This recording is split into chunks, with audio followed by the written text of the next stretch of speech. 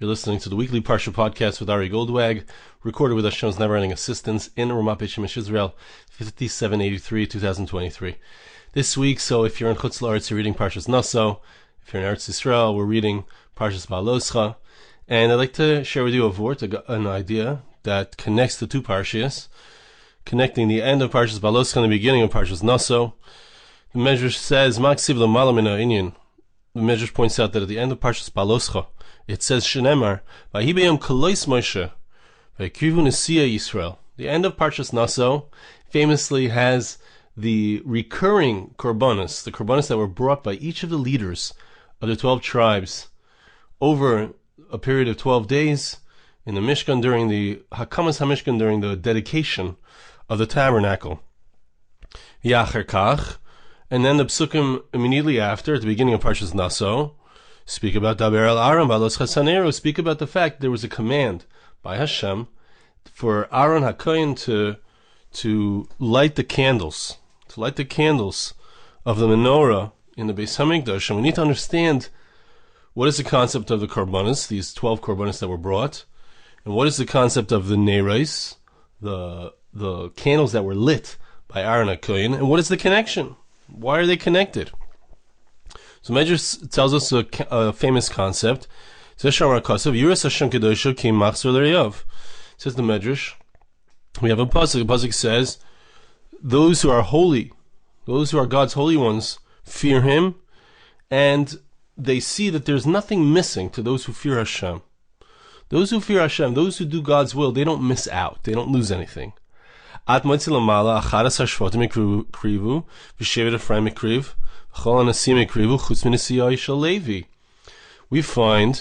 that when it comes to in Parshas Naso, when it comes to the korbanos that were brought by the Nesiim, by the princes, the sacrifices that they brought, so 12 tribes were represented, but the tribe of Yosef was split in two. So Menashe and Ephraim both had representatives. Now, whenever we have 12 tribes and two of them are Yosef, so Levi's left out. So who is the prince, the highest, the representative, let's say, of the tribe of Levi? It's Aharon. It's Aharon. Shneimar v'es shem Aharon tichtav amatei Levi. We find later on in another context that Aharon is referred to as the tribe of Levi, the prince of the tribe of Levi. So Aharon didn't have an opportunity, as did the other Nesiim, the other princes, the other representatives. He didn't have an opportunity to bring a sacrifice in the dedication of the Mishkan.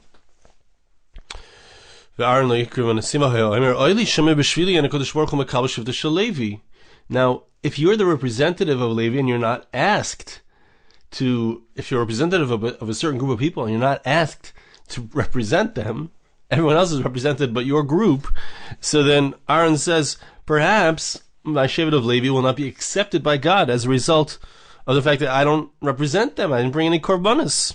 So interestingly, the Medrash makes it sound like it wasn't like a personal issue that Aharon had, which is actually quite nice with the idea that we're going to share.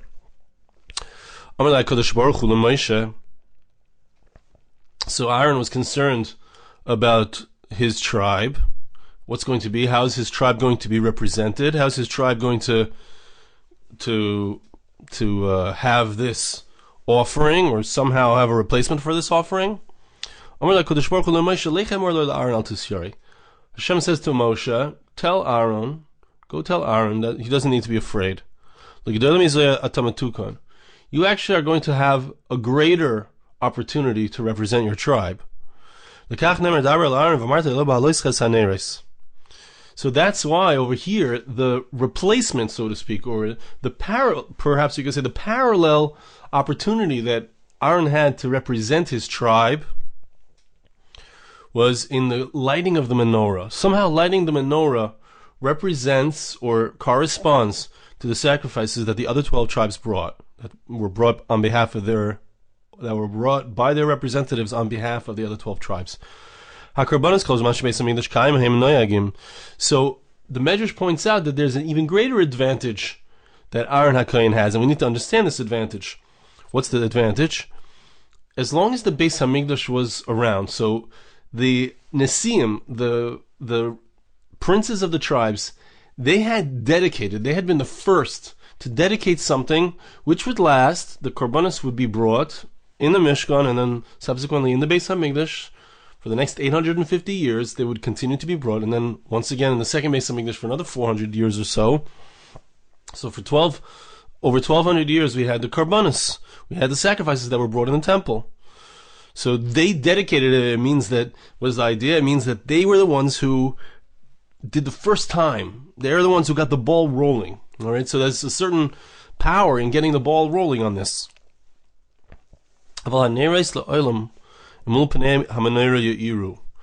Medrash something which is difficult to understand, but the Medrash says two things. First, it says that these candles, the candles that he was instructed to light, they would be lit. They will always be lit, which needs explanation because, in a simple understanding, so the menorah is only lit when there's a Beis Hamikdash. Meforshim explain it's not just referring to the candles of the Beis Hamikdash, but it's also referring to the candles of Hanukkah, which would continue to be lit on throughout the 2,000 years of Golus, the 2,000 years that we've been in exile, and until the third Beis Hamikdash is built, which of course were lit by the Kohanim, who are the offspring of Aharon HaKohen. But the Medrash adds something also which is very interesting. The Medrash adds another point, which is also in the Parshas here, in the Parshas Naso, which is the concept of the the Kohanim were commanded to give brachas, to blessings, to the Jewish people, which in Chutz La'aretz happens every single Yantif, every single festival. The Kohanim get up and they give the priestly blessing, and in Eretz Yisrael we get this blessing, Baruch Hashem, every single day. But this blessing is something which clearly continues throughout all time, right down to this very day. There were communities that would bless every single day. The Persian community, I believe, there's maybe other Sephardic communities, but at least a few times a year, the Kohanim, the priests, get up and they bless the people. Now, what is the significance of the blessings in this context? It almost seems to be thrown in here kalachar yad, like just like slipped in. The blessings. How do the blessings of the Kohanim correspond? We're talking about the baloisches haneres. We're talking about the candles. How do all of these things jive? What is the let us say the chut hameshulash, the underlying theme that runs through the korbanos that they brought, and that runs through the menorah, and that runs through the concept of the blessings? So in order to understand this, I'd like to share with you the next piece in the Medrash, which brings psukim from Zechariah, Perek Daled, which are absolutely stunning. You must see these psukim, the verses. I'll give you a little bit of a background on what's going on in the psukim there, but you must see the beginning of Zechariah, of the Sefer Treasar, Zechariah. From the beginning, if you read, it's not a hard read, it's not a long read. The prophecy of Zechariah, and the prophecy involves the menorah, which is why our Medrash brings it. But if we understand what's going on in that prophecy, if we understand the essence of what Zechariah is being told by Hashem, by the Malach, who is instructing him and giving him the vision that he has, it has to do with the menorah, and it has to do with us. It has very much to do with what is the concept of the korbanos of the Nesiim, what is the concept of the brachas, the brachas that the Kohanim give us, and what is the concept at its essence of the menorah. If we think about it, why does Hashem need a menorah? Why do we need a menorah in the Mishkan, in the Tabernacle? Why do we need a menorah? As the Medrash is going to say, does Hashem need any light? Hashem doesn't need any light. There's a famous Rashi that tells us that it's like a blind person, that it's a whole... Hashem doesn't need the light. Hashem is the Pikeach who's able to see we're the blind people, and we're turning on the light for him. It's like a little weird. Hashem doesn't need any light. And even more so, I'll point out that the menorah is lit inside of a space which is completely closed. There's nobody there. I'm saying that the Kohanim go in there in order to bring the ketores, the incense. They go in there to put once a week to put the lechem hapanim, the special showbread. For a week it's in there. Who's the light for? What is the concept of this light? And once we understand the concept of this light, we will understand really what is the concept of the Karbanis, what is the concept of the mitzvah of the menorah, and how does it parallel the concept of the Karbanis and the brachas that Aharon HaKohen gave, that the Kohanim give to this day. El Mul Panei Menorah Ye'ir Shivas Haneros, the pasuk says that the candles, they're not exactly candles as we think of them, candles, but the lights of the menorah are to light in a fashion where they're facing towards the center of the menorah, right? The wicks on each side of the three, there were three on each side, three candelabra on each side, and one in the center. So the ones on the side face towards the middle. On each side they face towards the middle, and the one in the middle faced forward. So they Amul Pnei Menorah Ye'ir Shivas Haneros. They face towards the Pnei Menorah. Shel Tiyeh Mevazan Al Menorah. Says the Medrash, what does it mean? It means that Shaloti Mevazan Al Menorah. The words need explanation. We'll see what they mean shortly, but literally it means should not embarrass. There shouldn't be an embarrassment of the menorah. Heve ki mi vaz liyom ketanis v'samchu v'rois even habedil biyad Zerubbabel shiva ela zaya menorah shiva shivas haneres ki neged shiva kachav m'shedim m'chol haaretz. Says the Medrash something very interesting. The psukim are talking about the pasuk is talking about a vision that Zechariah Hanavi had. He had a vision where he saw a menorah. He saw a golden menorah in his vision. And the golden menorah, above the menorah there was a pail. There was some kind of collective device which was full of oil. And the oil was dripping down from this upper device into the menorah, into the 7 candelabra of the menorah, into the cups that were there in order to be lit. And on either side of this pail there were 2 trees. It was the trees extended up from the menorah on either side up to the pail, and the trees were olive trees. That's the vision that he saw. Now, what is the idea of this vision? So the pasuk describes that there's an embarrassment. Kimi baz liyom ketanois. What is this embarrassment? There's an embarrassment. There's a sense of something feels off and wrong.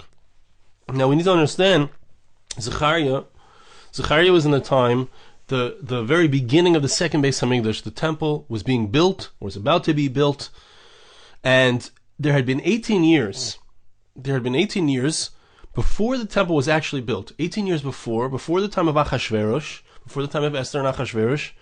So the king, there were 2 kings. There was Daryavesh and there was Cyrus, Darius. One of them gave permission to build the Beis Hamikdash 18 years before, but then he rescinded the permission. He took back that permission, and so the Beis Hamikdash stood unbuilt, a binyan that they had started building but they didn't complete. And so there was a great embarrassment to the Jewish people. It seemed like they had permission. Hashem had promised that 70 years would pass and then they would be reinstated. The Jewish people would return to the land of Israel, but it started but it stopped. There was 18 years, it started and it stopped. So it was an embarrassment to us. It looked like Hashem had forsaken us. Then, 18 years later, they finally got the full permission from Darius, the son of Esther. Finally they had the permission and they were able to build. So now, Zerubbabel was the king of the Jewish people, was named Zerubbabel. And there was a Kohen Gadol there, his name was Yehoshua. And Ezra and Nehemiah, they were all involved in the final building of the Beis Hamikdash. And when you read the Psukim, you see that the idea behind the embarrassment and the idea behind the menorah is what was represented by the menorah, what the message that Hashem was giving over to Zechariah was a very simple and beautiful message. The message was, there's this menorah that we light, the human being lights. It looks like we're lighting it. It looks like we're filling up the fluid, the oil that lights in the menorah. But there was a central pail, a central vessel which held the oil, and that vessel was allowing the oil to go into the 7 Kinei HaMenorah, the 7 candelabra. And this, say the Psukim, represents the fact that Hashem is the one. It looks like we are doing it. It looks like we're the ones trying to build a Beis Hamikdash. We're the ones who, and it gets stalled. It looks like the process of Mashiach is happening. It's on its way, but it's not completed. And Hashem assures us, Loi b'koyach, loi b'chayav, loi b'koyach. Look at the Psukim, it's so beautiful. It doesn't come from your power. It doesn't come from your strength and your armies. That's not how the Beis Hamikdash gets built. The lighting of the menorah does not occur through you direct. It happens, you are the one who are going to light. But Hashem is saying, I'm the one, I'm the power, I'm the motor of the Mashiach process. This is talking about the second Beis Hamikdash, because that was a messianic moment. I am the motor behind it. It looks stalled, but it's not stalled. It's going to happen. There's nothing to worry about. And now this Medrash points out there are 7 Knei HaMenorah, there are 7 candelabra. Elu Shivas HaNeres, the 7 candelabra, Keneged Shiva Kohanim Shemeshedim B'chol Haaretz. There are 7 stars, which are actually representative. These 7 stars, the 7 planets, right? So they move around in a different pattern than the rest of the stars in the sky. And they represent Hashem's Hashgacha Pratis. They represent God's eyes, as it were, looking here, there, and everywhere in the entire world. Hashem sends out his, I don't want to call them spies, he sends out, I don't want to call them video cameras, but Hashem is looking, so to speak, at the entire earth. He is being mashgiach, hashgacha pratis. He is involved directly in every single thing that occurs in our lives personally, nationally, everything. Kach heim chavivin shloitu mavazen aleim. Lekach nemer al mul penei menorah yair shivas haner shloyate oischa yitzchar lema shehu tzarich oira. The Medrash points out what we said earlier.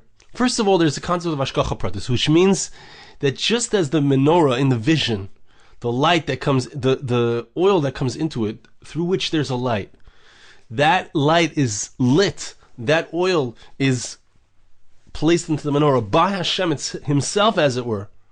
And in a similar way, there are 7 stars that represent Hashem's hashgacha pratis, his divine providence. Every single thing that happens in your life, in my life, in the world events, everything that we see going on, it's all HaKadosh Baruch Hu himself. It looks like we are the players, but really, the 7, the multiplicity, it's all really one. It's sourced in one root. It's pouring down. The Shefa comes down from one source, which is Hashem himself. So, if you will think that Hashem needs my light, if you will think that Hashem needs my action in order to bring about the result that he wants, it's just not true. Don't make a mistake and think that Hashem needs our light. Look what it says by the windows of the Beis Hamikdash.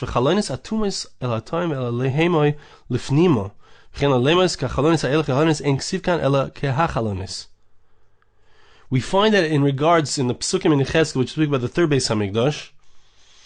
So there are windows in the Beis Hamikdash. What are these windows? Well, we need light inside the Beis Hamikdash from outside? No. If you come to Beit Shemesh, I'll show you some old buildings that are in the hills around Beit Shemesh, and you look at the windows. The windows are wider on the out. They're thick windows, meaning there's a thick width of the window itself. They're wider on the outside. I'm sorry, they're thinner on the inside. Let's get this straight. They're thinner on the outside, wider on the inside. They open up to let the light in. But in the Beis Hamikdash of Yechezkel, it's the opposite. They're wider on the outside, and they're thinner on the inside because we want to expand the light out. Like think of those megaphones where it's thinner on the circle is smaller on the inside and it expands out to let the sound out. The light of the Beis Hamikdash is meant to go out from the windows. Hashem doesn't need the light from outside. The light is coming. The purpose of the light is to send light outwards. Hashem does not need our light. The Beis Hamikdash, the Tabernacle, does not need light from outside. Hashem does not need us to light the menorah. Hashem could light the menorah himself, so to speak. So what is the idea here? What is the idea here?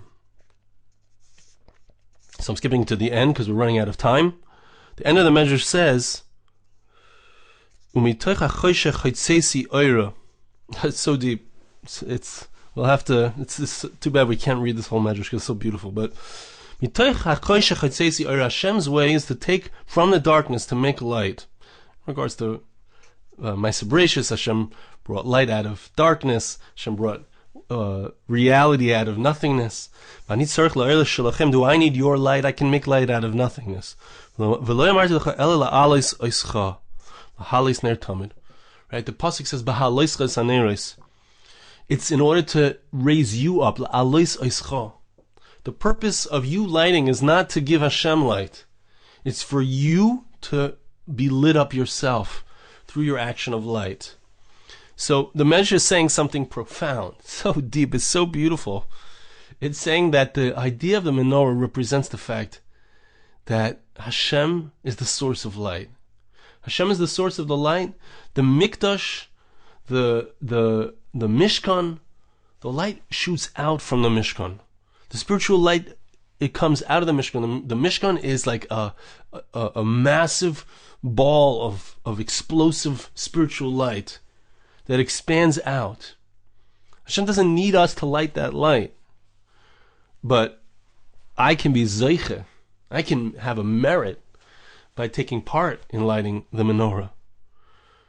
I have an opportunity to recognize through the menorah, this measure is saying, that I'm not the one. I'm not the. It looks like I'm the player, but I'm not the player.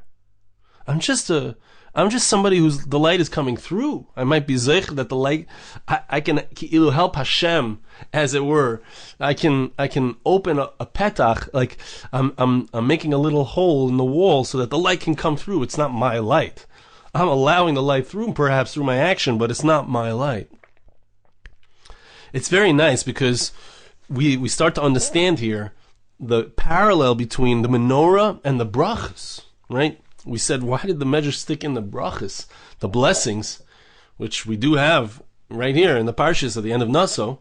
We have the blessings that the Kohanim give, but it's so beautiful, it's so profound. The blessing, what I'm saying, the Kohanim, they have a great schus, they have a great merit. What is the special thing that we have from the Kohanim to this day? That they get up in front of everybody, they stand, they say, Asher kedushanu b'kedushasai shel Aharon, we were commanded with the holiness of Aharon, to bless the people of Israel with love. Now, you would ask, what is the great job of the important priests of the Jewish people? No, perhaps it's to serve in the temple. Perhaps it's to bring offerings on behalf of the Jewish people, represent us.